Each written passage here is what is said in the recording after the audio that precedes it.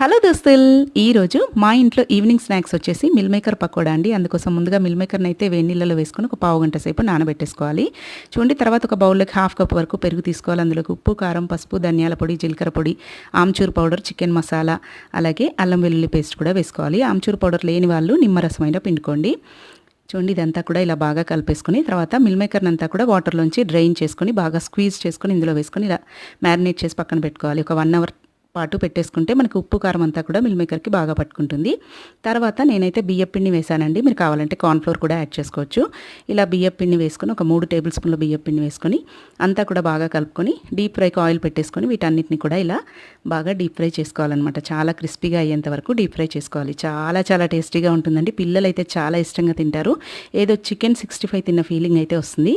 Chicken మసాలాని తప్పకుండా skip చేయకుండా వేయండి. చాలా చాలా బాగుంటుంది. మీరు కూడా ట్రై చేయండి. Thanks for watching. Please subscribe.